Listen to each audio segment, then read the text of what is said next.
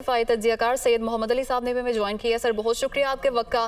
पाक फौज के 2 रिटायर्ड अफसरान को फौजी एहलकारों को बगावत पर उकसाने के इल्जाम में सजा सुनाई गई है। किस तरह से देखते हैं आप इस इकदाम को? समझता हूँ ये इकदाम बहुत अहम है कौमी सलामती के तकाज़ों को पूरा करने के लिए, और क्योंकि जो इनके जराइम हैं कौमी सलामती के खिलाफ वो इतने संगीन थे कि मैं समझता हूँ कि उनको न सिर्फ सज़ा देना बहुत ज़रूरी है, बल्कि इसके ज़रिए से जो फ़ौज के अंदर भी एक डिसिप्लिन का निज़ाम है उसको बरकरार रखना जो है बहुत अहमियत का हामिल है। इनके 5 जराइम हैं जो कि बहुत अहमियत के हामिल हैं, जिसकी बुनियाद पे ये सज़ाएँ उनको आज दी गई हैं।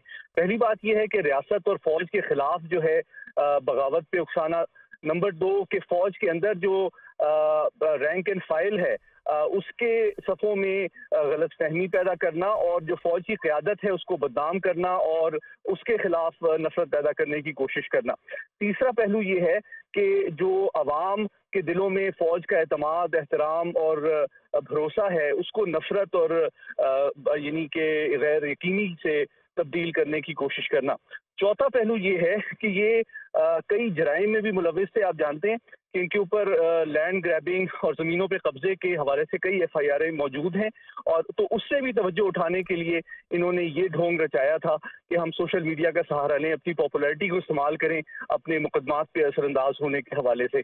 और पांचवा पहलू जो सबसे तकलीफदेह है वो ये है कि ये दोनों अफराद का चूँकि फौजी ख़ानदानों से ताल्लुक़ है और जिनके कई नस्लों से लोग फ़ौज में सर्व करते रहे हैं, खिदमत देते रहे हैं, तो मैं समझता हूँ उनके लिए भी ये शर्मिंदगी और नदामत का बायस है ये दोनों अफराद।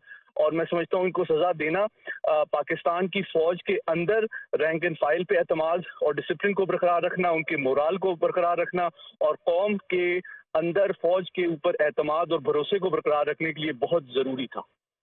सर आपकी नज़र में ये सेंटीमेंट डेवलप कैसे हुआ? जैसे आपने खुद ही जिक्र किया कि फ़ौजी ख़ानदान है इनका, बहुत अरसे से इनके जो बुज़ुर्ग हैं वो फ़ौज में थे और सर्व करते रहे हैं, खुद भी फ़ौज में सर्व करते रहे हैं, जो आज बने हैं जिस हद तक पहुँचे थे इसी फ़ौज इसी मुल्क की वजह से बने थे। तो ये सेंटीमेंट है क्या जिस वजह से ये बगावत तक पहुँचे?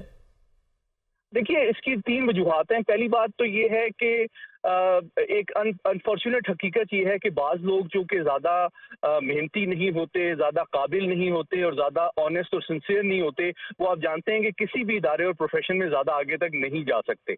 तो ये दोनों अफराद जो हैं बहुत जल्दी फ़ौज छोड़ गए थे लोअर रैंक्स में। देखिए अगर इनमें काबिलियत होती, सिंसियरिटी होती और ये मेहनती होते तो यकीनन ये अगले रैंक्स तक जाते।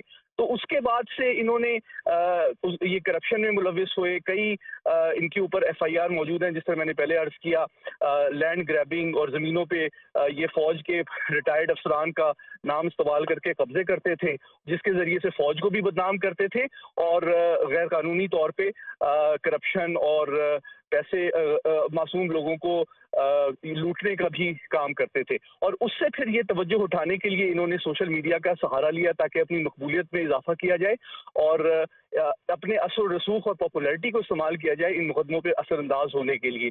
तो ये 3 पहलू थे। फिर इसके बाद इनकी जो दूसरी शादी हुई वो इन्होंने पॉलिटिकल असाइलम के लिए यूज़ की और उसके बाद उन्होंने मुल्क के बाहर जाके जो हॉस्टाइल इंटेलिजेंस एजेंसी से उनसे राब्ते और उनकी रहनुमाई में मजीद फ़ौज के खिलाफ नफरत और इंतशार फैलाने वाले बयानिए को मुरतब करने में मुलविस हुए।